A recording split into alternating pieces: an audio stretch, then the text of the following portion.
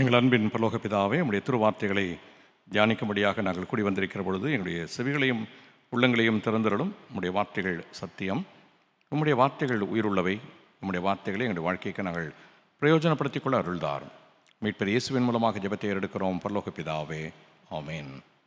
பிரியமானவர்களே, உங்களுடைய யாவருக்கும் ஆண்டவர் இயேசு கிறிஸ்துவின் திருப்பெயரில் என்னுடைய வாழ்த்துக்களை தெரிவித்துக் கொள்வதிலே மகிழ்ச்சி அடைகிறேன்.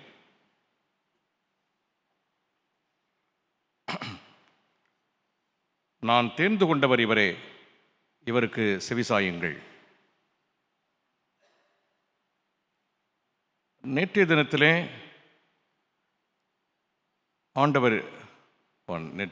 முந்தின தியானத்தில் ஆண்டவர் இயேசு கிறிஸ்து திருமுழுக்கு பெற்று கரையேறின பொழுது வானத்திலிருந்து உண்டான ஒரு சத்தம், தூய் ஆவியானவர் புறாவை போல இறங்கின நிகழ்வை நாம் தியானித்தோம்.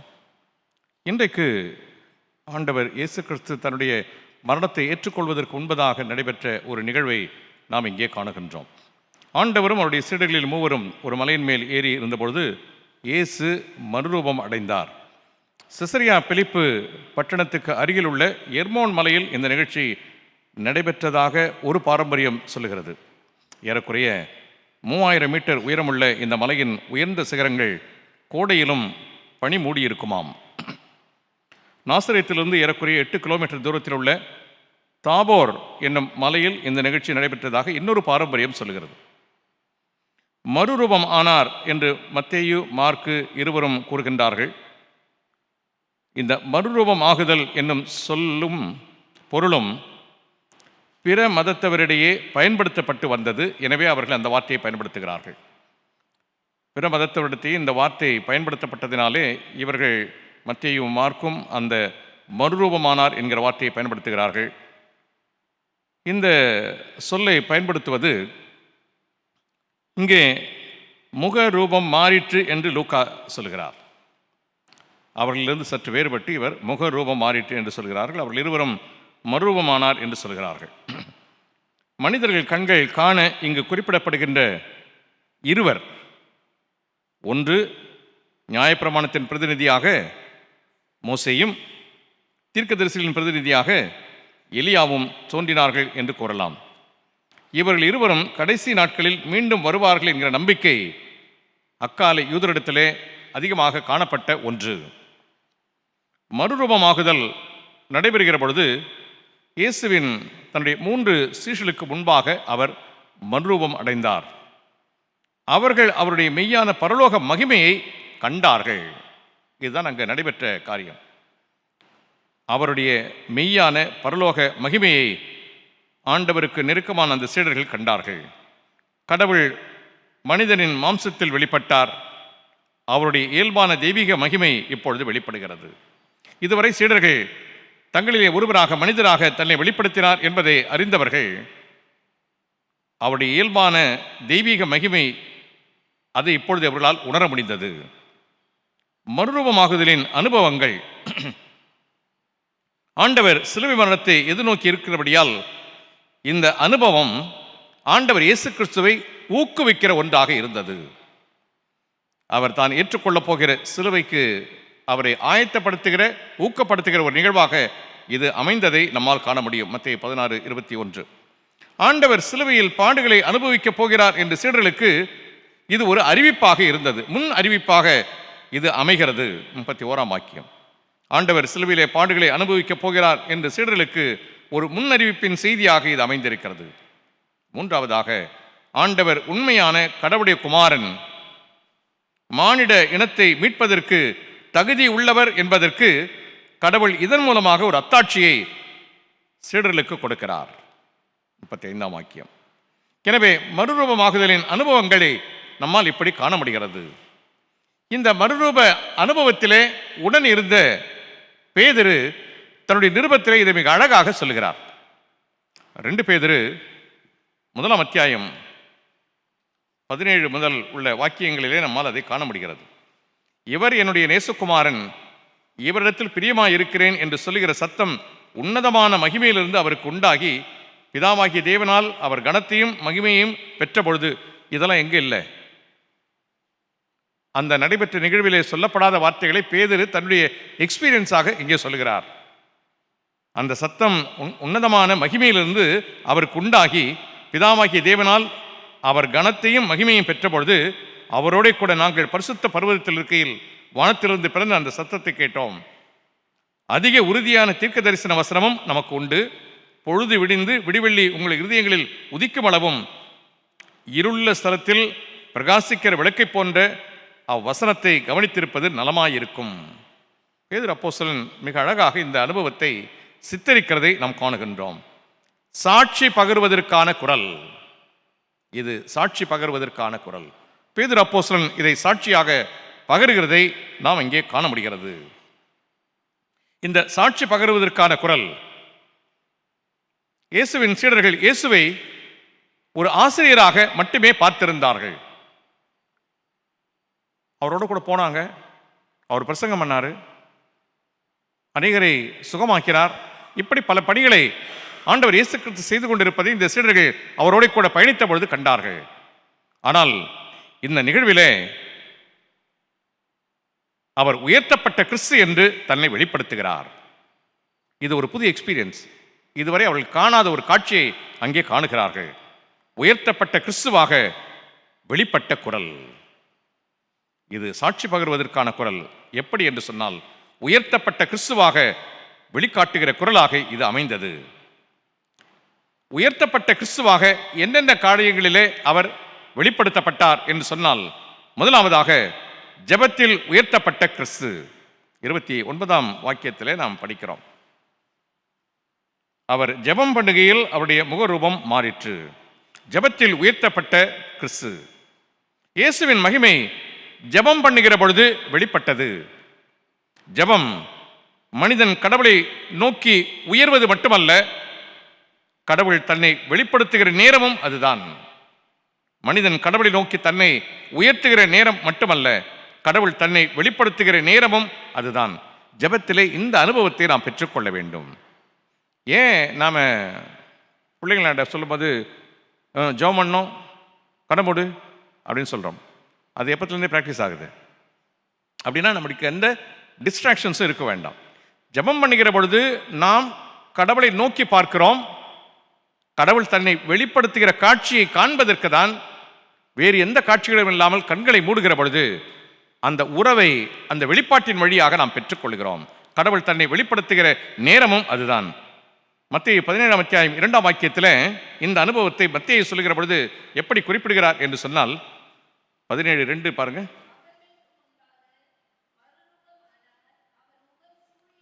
அவர் முகம் சூரியனை போல பிரகாசித்தது. போதும், அவருடைய முகம் சூரியனை போல பிரகாசித்தது மத்தேயு சொல்றார். எனவே கடவுள் தன்னை வெளிப்படுத்துகிற நேரமாக அது அமைகிறது. அவருடைய முகம் சூரியனை போல பிரகாசித்தது. இது கடவுளுடைய முகம் பிரகாசித்தது. கடவுளுடைய முகம் பிரகாசித்ததினாலே மனிதனுடைய வாழ்வும் ஒரு பிரகாசத்தை பெற்றுக்கொள்ள முடியும் அப்படின்றதுக்கு இன்னொரு எக்ஸ்பீரியன்ஸ். யாத்திராகமத்தின் புஸ்தகம் 34ஆம் அத்தியாயம் 29ஆம் வாக்கியத்தில் மோசேயின் முகம் பிரகாசித்தது. எப்பன்னு பாருங்களேன், அது எந்த எக்ஸ்பீரியன்ஸ்னு. 34:29.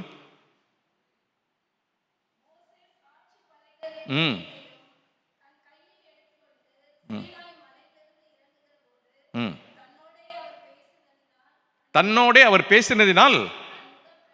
ரைட். எனவே நாம் கடவுளை நோக்கி நம்மை உயர்த்துகிற பொழுது கடவுள் தன்னை வெளிப்படுத்துகிறார். இங்கே நாம் காணுகிறோம், அவருடைய முகம் சூரியனை போல பிரகாசித்தது என்பது மட்டுமல்ல, கடவுளோட பேசினதினாலே மோசேயினுடைய முகமும் பிரகாசித்தது. அதை அவன் அறியவில்லை. எனவே ஜெபம் கடவுளுடைய மகிமையை வெளிப்படுத்தும். ஜெபம் கடவுளுடைய மகிமையை வெளிப்படுத்தும். ஜெபத்தில் உயர்த்தப்பட்ட கிறிஸ்து, சாட்சியினால் உயர்த்தப்பட்ட கிறிஸ்து. 30ஆம் வாக்கியத்தில் நாம் காணுகின்றோம், மோசேயும் எலியாவும் தோன்றி பேசினார்கள். சாட்சியினால் உயர்த்தப்பட்ட கிறிஸ்து. நாம் ஏற்கனவே சொன்னோம், மோசே நியாயப்பிரமாணத்திற்கு பிரதிநிதியாகவும் எலியா தீர்க்கதரிசியின் பிரதிநிதியாகவும் நாம் இங்கே காணுகின்றோம். அவர் நிறைவேற்றப் போகிற ரட்சிப்பின் பணியை பற்றி அவர்கள் பேசினார்கள். நீங்க அந்த 30ஆம் வாக்கியத்தை படிங்க.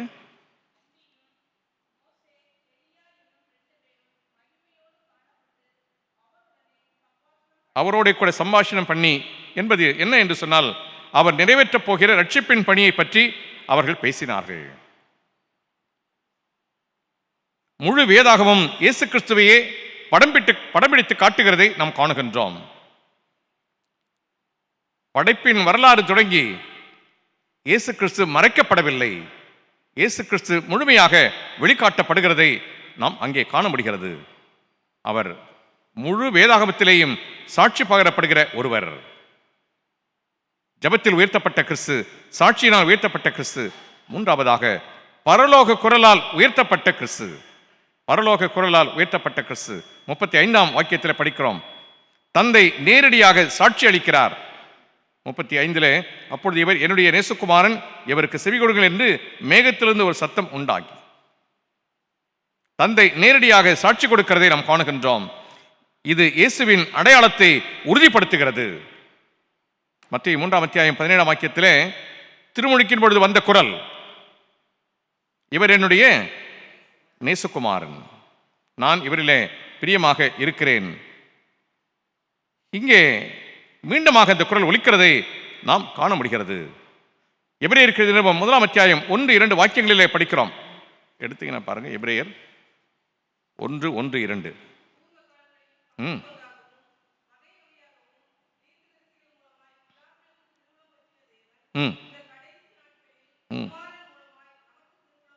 குமாரனின் வழியாக நமக்கு திருமணம் பற்றினார். கடவுள் அதை இப்ப இங்க சொல்றாரு. என்னன்னு, இவருடைய வார்த்தைக்கு செவி கொடுங்கள். இந்த குமாரன் பேசுவாரு, நீங்க அவருக்கு செவி கொடுங்கள். குமாரனின் வழியாக தன்னை வெளிப்படுத்துகிற கடவுளை நம்மால் இங்கே காண முடிகிறது. பரலோக குரலால் உயர்த்தப்பட்ட கிறிஸ்துவை நம்மால் இங்கே காண முடிகிறது. மனித திட்டத்தை மீறி உயர்த்தப்பட்ட கிறிஸ்து. நான்காவதாக மனித திட்டத்தை மீறி உயர்த்தப்பட்ட கிறிஸ்து. 33ஆம் வாக்கியத்தில் படிக்கிறோம். 33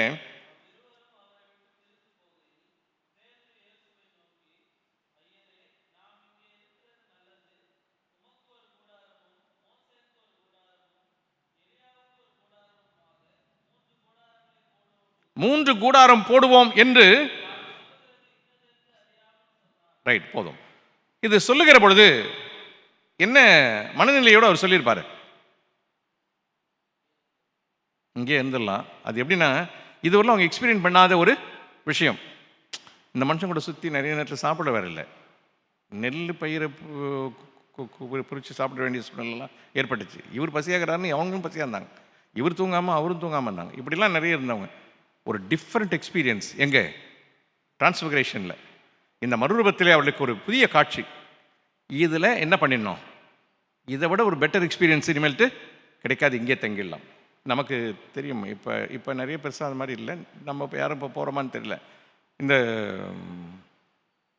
ரெக்கார்ட் ஆகுது. சில கூட்டங்களுக்கு போகும்போது நீங்கள் பார்த்தீங்கன்னா அந்த ஒரு பரவச நிலை வரும். பார்த்துருக்கீங்களே? நீங்கள் தரையில் உட்காந்துருக்க மாட்டீங்க.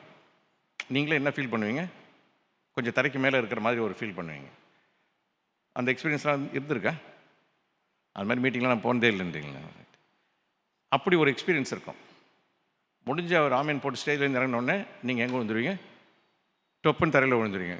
அது என்னது தான்? அது ஒரு தற்காலிகமான ஒரு எக்ஸ்பீரியன்ஸ், அவ்வளோதான். இவருக்கு அதே கதை தான். இது வரலும் ஃபீல் பண்ணாத ஒரு எக்ஸ்பீரியன்ஸ். என்ன நினச்சாரு? டென்ட் அடிச்சு இங்கே உட்காந்துடலான்னு யோசித்தார். இங்கே மனித திட்டத்தை மீறி உயர்த்தப்பட்ட கிறிஸ்து. பேதுரு இந்த அனுபவத்தை நிலையான அனுபவமாக பெற்றுக்கொள்ள வேண்டும் என்று விரும்பினார். பேதுரு இந்த அனுபவத்தை நிலையான அனுபவமாக பெற்றுக்கொள்ள வேண்டும் என்று விரும்பினார். ஆனால் கடவுளுடைய திட்டம் வேறுபட்டது. கிறிஸ்து சிலுவைக்கு செல்ல வேண்டும் என்பது கடவுளுடைய திட்டம். பேதுரு இந்த அனுபவத்தை புதிதாக பெற்றதினாலே இங்கே தங்கிவிட வேண்டும் என்று விரும்பினார். மனித திட்டத்தை மீறி உயர்த்தப்பட்ட கிறிஸ்து. ஏசாயா 55ஆம் அத்தியாயம் 8-9 வாக்கியங்களிலே நாம் படிக்கிறோம், கடவுளின் எண்ணங்கள் நம்முடைய எண்ணங்களை காட்டிலும் உயர்ந்தவை என்று சொல்லப்பட்டிருக்கிறது. லூக்கா 9ஆம் அத்தியாயம் 24ஆம் வாக்கியத்தில் படிக்கிறோம், அவர் பாடுபடவும். இதுதான் அல்டிமேட்டா. எனவே பேதுரு விரும்புகிற வண்ணமாக அங்கே தங்கிவிட முடியாது. இந்த அனுபவம் நிரந்தரமான அனுபவம் கிடையாது. அவர் பாடுபட வேண்டும் என்பது மனித திட்டத்தை மீறி உயர்த்தப்பட்ட கிறிஸ்து. பயத்திலிருந்து வெளிச்சத்திற்கு அழைத்து வந்த கிறிஸ்து. பயத்திலிருந்து வெளிச்சத்திற்கு அழைத்து வந்த கிறிஸ்து. 34ஆம் வாக்கியத்தில் நாம் படிக்கிறோம், இப்படி அவன் பேசுகையில் ஒரு மேகம் வந்து அவர்கள் மேல் நிழலிட்டது. அவர்கள் அந்த மேகத்துக்கு பிரவேசிக்கையில் சீஷர்கள் பயந்தார்கள் என்று சொல்லப்பட்டிருக்கிறது. பயத்திலிருந்து வெளிச்சத்திற்கு அழைத்த கிறிஸ்து. அனுபவத்தின் முடிவிலே அவர்கள் கண்டது யாரை மட்டும்? இயேசுவை மட்டுமே கண்டார்கள். இயேசுவை மட்டுமே அவர்களால் காண முடிந்தது. இயேசு மட்டுமே அவர்களுக்கு ஒளியாக வெளிச்சமாக காணப்பட்டார். ஒரு டிஃப்ரெண்ட் எக்ஸ்பீரியன்ஸ். இந்த குரல்லாம் கேட்குது. இவர்கள் பயந்தார்கள்.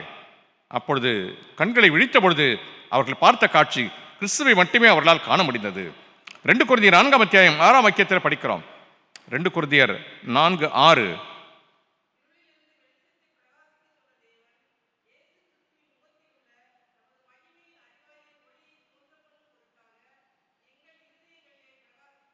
அது நம்முடைய இருதயங்களிலே பிரகாசிக்கிறது. கடவுள் அந்த ஒளியை யார்கிட்ட கொடுக்கிறாரு? கிறிஸ்துவிலே கொடுக்கிறார். அது பிரகாசிக்கிறது. அந்த கிறிஸ்துவின் ஒளி யார் மீது விழுகிறது? நம் மீது விழுகிறது. கிறிஸ்துவின் முகத்தில் கடவுளுடைய மகிமையை காண முடிகிறது. இந்த மகிமையை கண்ட மாத்திரத்திலே தான் அவர்கள் பயந்தார்கள்.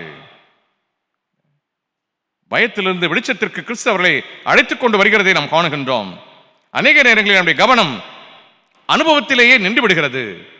இங்கு சொல்லப்படுகிற செய்தி என்னவென்று சொன்னால், அனுபவத்திலே அல்ல, இயேசு கிறிஸ்துவில் இருக்க வேண்டும்.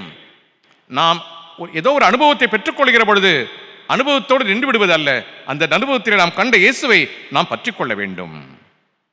எனவே ஜெபத்தில் உயர்த்தப்பட்ட கிறிஸ்து, சாட்சியினால் உயர்த்தப்பட்ட கிறிஸ்து, பரலோக குரலால் உயர்த்தப்பட்ட கிறிஸ்து, மானிட திட்டத்தை மீறி உயர்த்தப்பட்ட கிறிஸ்து, பயத்திலிருந்து வெளிச்சத்திற்கு அழைத்து வந்த கிறிஸ்து. இந்த உயர்த்தப்பட்ட கிறிஸ்து, கடவுளின் குரல் உயர்த்தப்பட்ட கிறிஸ்துவின் வழியாக நமக்கு ஒரு இன்னொரு செய்தியை தருகிறது. இதெல்லாம் அவருக்கு குளோரி, அவர் வழியாக காண்கிற காட்சி. இதன் வழியாக எனக்கு என்ன செய்தி, நமக்கு என்ன செய்தி என்று சொன்னால், இந்த குரல் இன்னொரு செய்தியை நமக்கு சொல்லுகிறது. தொலைந்த உலகை சந்திக்க நம்மை அனுப்புகிற குரல். தொலைந்த உலகை சந்திப்பதற்காக நம்மை அனுப்புகிற குரலாக இருக்கிறது. எனவேதான் அந்த குரல் என்ன சொல்கிறது? இவருடைய சத்தத்திற்கு செவி கொடுங்கள் என்று சொல்லுகிறது. இவருடைய சத்தமே என்னது? மனம் திரும்புங்கள், பரலோக ராஜ்யம் சமீபமாக இருக்கிறது என்று துவங்கி நீங்கள் உலகெங்கும், இதுதான் செய்தி. எனவே தொலைந்த உலகை சந்திப்பதற்கு நம்மை அனுப்புகிற குரலாக இது வெளிப்பட்டது. 35ஆம் வாக்கியத்தில் படிக்கிறோம், இவருக்கு செவி கொடுங்கள். இது தனிப்பட்ட ஆன்மீக அழைப்பு மட்டுமல்ல, தொலைந்து போன உலகத்திற்கான ஒரு அழைப்பாக அது கொடுக்கப்படுகிறது. தொலைந்த உலகின் நிலை என்ன? இந்த உலகம் எப்படி தொலைந்து போனது? லூக்கா 19ஆம் அத்தியாயம் 10ஆம் வாக்கியத்தில் படிக்கிறோம், இழந்து போனதை. அப்படியானால் இந்த உலகம் எப்படி இருக்குது? இப்ப தொலைந்து போய் இருக்கிறது. அதற்காகவே கிறிஸ்து வந்தார், தொலைந்து போனதை தேட ரட்சிக்க. ஏன் தொலைந்து போனது? இந்த உலகம் ஏன் தொலைந்து போனது? பாவம் கடவுளிலிருந்து நம்மை பிரிக்கிற ஒன்றாக இருக்கிறது. அறியாமை உண்மையை அறிய முடியாமல் நம்மை தள்ளி போடுகிறது. இருள் ஆன்மீகத்திலே நம்மை குழப்புகிறது. ஏன் இந்த உலகம் தொலைந்து போனது என்று சொன்னால், பாவத்தினாலும் அறியாமையினாலும் இருளினாலும் கடவுளை விட்டு நாம் தொலைவிலே போய்விட்டோம். ஏசாயா 53ஆம் அத்தியாயம் 6ஆம் வாக்கியத்திலே நாம் படிக்கிறோம், அவனவன் தன் தன் வழியிலே போனோம், அவனவன் தன் தன் வழியிலே போனோம் என்று படிக்கிறோம். ரோமருக்கு எழுதிய நிருபம் 3ஆம் அத்தியாயம் 23ஆம் வாக்கியத்திலே எல்லாரும் பாவம் செய்து தேவ மகிமை அற்றவர்களாய். எனவே நாம் பாவம் அறியாமை இருளினாலே கடவுளை விட்டு விலகி போயிருந்தோம். தொலைந்து போன இந்த உலகின் நிலையை நம்மால் இங்கே காண முடிகிறது. இந்த உலகம் தொலைந்து போயிருக்கிறது. கடவுள் இதற்கு ஒரு தீர்வு கொடுக்கிறார். கடவுள் கொடுத்த தீர்வு என்னவென்று சொன்னால், இவருக்கு செவி கொடுங்கள். கடவுள் ஒரு தீர்வை இங்கே நமக்கு கொடுக்கிறதை காணுகின்றோம். யோவான் எழுதிய நற்செய்தி நூல் 14ஆம் அத்தியாயம் 6ஆம் வாக்கியத்தில் படிக்கிறோம், நானே வழியும் சத்தியமும் வாழ்வுமாக இருக்கிறேன். எனவே அவர் மட்டுமே வாழ்வு என்பதை நாம் அறிந்து கொள்கிறோம். கடவுள் ஒரு தீர்வை குமாரனின் வழியாக கொடுக்கிறார். இவருக்கு செவி கொடுங்கள், ஏனென்றால் இவர்தான் வாழ்வு, இவர்தான் வழி. எனவே குமாரனின் வழியாக அந்த வாழ்வை நம்மால் பெற்றுக்கொள்ள முடியும். அப்போஸ்தலர் 4ஆம் அத்தியாயம் 12ஆம் வாக்கியத்தில் படிக்கிறோம், அவராலே அன்றி கொடுக்க முடியாது, அவராலே அன்றி வேறு ஒருவராலும் ரட்சிப்பு கொடுக்க முடியாது. கடவுள் கொடுத்த தீர்வு இவருக்கு செவி கொடுங்கள் என்பது. நம்முடைய பொறுப்பு கேட்பதும் கீழ்ப்படிவதும். நம்முடைய பொறுப்பு கேட்பதும் கீழ்ப்படிவதும். கேட்பது கீழ்ப்படிதலுக்கு நேராக நம்மை வழிநடத்தும், கீழ்ப்படிதல் நம்மை செயல்படுத்துவதற்கு வழிநடத்தும். எனவே அல்டிமேட்டா கேட்க வேண்டும். கேட்டால் கீழ்ப்படிய முடியும், கீழ்ப்படிந்தால் செயல்பட முடியும். எனவே முதலாவதாக இவருடைய சத்தத்திற்கு நாம் செவி கொடுக்க வேண்டும். யாக்கோபு 1ஆம் அத்தியாயம் 22ஆம் வாக்கியத்திலே நாம் காணுகின்றோம், திருவசனத்தை யார் அதன்படி செய்கிறார்களோ அவர்கள் யார் புத்திமான். மத்தேயு 7ஆம் அத்தியாயத்தில் நாம் படிக்கிறோம், நான் சொல்லி இந்த வார்த்தைகளை கேட்டு இவர்களின்படி செய்கிறவன் எவனோ அவன் கண்மலையின் மீது தன் வீட்டை கட்டியவனுக்கு ஒப்பாக இருக்கிறான் என்று காணுகின்றோம். எனக்கு அன்பானவர்களே, நாம் அவருடைய வார்த்தைக்கு செவிசாய்க்கிறவர்களாக இருக்கிற பொழுது புத்தி உள்ளவர்களாக இருக்க முடியும். தொலைந்த உலகை சந்திக்க நம்மை அனுப்புகிற குரல். இந்த உலகம் தொலைந்த நிலையிலே இருக்கிறது. கடவுள் அதற்கு ஒரு தீர்வை கொடுக்கிறார், நமக்கும் ஒரு பொறுப்பை கொடுக்கிறார். கேட்டு கீழ்ப்படிய அவர் நம்மை அனுப்புகிறார். கிறிஸ்து மட்டுமே நமக்கு நம்பிக்கை என்பதை நாம் உணர்ந்து கொள்ள வேண்டும். கிறிஸ்து மட்டுமே நமக்கு நம்பிக்கை என்பதை உணர்ந்து கொள்ள வேண்டும். ஆனால் கிறிஸ்து நம்மீது ஒரு பெரிய நம்பிக்கை வைத்திருக்கிறார். யோவான் எழுதிய நற்செய்தி நூல் 10ஆம் அத்தியாயம் 27ஆம் வாக்கியத்திலே நாம் படிக்கிறோம். நாம் கிறிஸ்துவின் மீது வைக்கிற நம்பிக்கை காட்டிலும் அவர் நம்மீது ஒரு பெரிய நம்பிக்கை வைத்திருக்கிறார். 10:27.